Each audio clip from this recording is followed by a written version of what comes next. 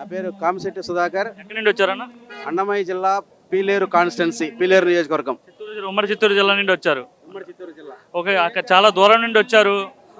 ఎలా అనిపిస్తుంది? బ్రదర్, యాక్చువల్గా పవన్ కళ్యాణ్ గారు మీటింగ్ అంటే దూరం లెక్క చేయట్లేదు, డబ్బులు లెక్క చేయట్లేదు, ఎండలు లెక్క చేయట్లేదు, భోజనాలు లెక్క చేయట్లేదు. నిన్న మధ్యాహ్నం 1:30 బయలుదేరాం మేము పీలేరులో.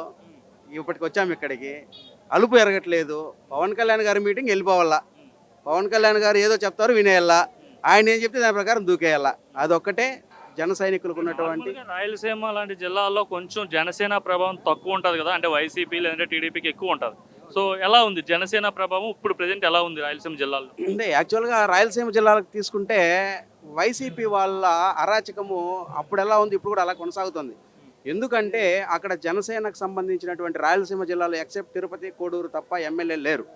అంతా టీడీపీ ఎమ్మెల్యే. టీడీపీ ఎమ్మెల్యేలు కూడా వారికే కొమ్ము కాస్తున్నారు కొన్ని ఏరియాల్లో.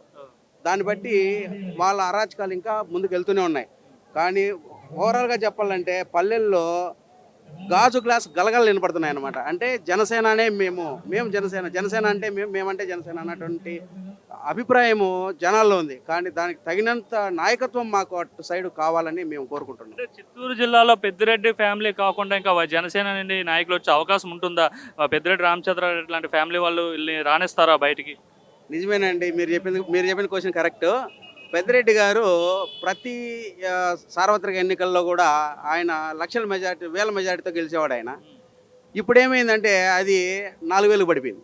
అంటే గెలిచిన 11 మందిలో ఉన్నాడంటే అది కూడా గ్రేటే కదా. వాళ్ళ ఫ్యామిలీ ఎంపీ గెలిచారు, వాళ్ళ తమ్ముడు గెలిచారు, ఈయన గెలిచారంటే ఎందుకు అవా సాగుతుందని అర్థమే కదా. ఎందుకు గెలిచారంటే అక్కడ ఉన్నటువంటి జనాల్లో జనసేన ఎమ్మెల్యేలు, టీడీపీ ఎమ్మెల్యేలు అసెంబ్లీలో ఉంటారు కదా, వీళ్ళని కూడా అసెంబ్లీకి పంపిద్దాము, ఆడ వీళ్ళు ఆన్సర్ చేయాలనే ఉద్దేశంతో గెలిపించారు అక్కడ ఆ కుటుంబాన్ని. ఎలా ఉంది ఇప్పుడు డిప్యూటీ సీఎం అయ్యారు కదా పవన్ కళ్యాణ్, పంచాయతీరాజ్ శాఖకు కూడా మంత్రిగా ఉన్నారు.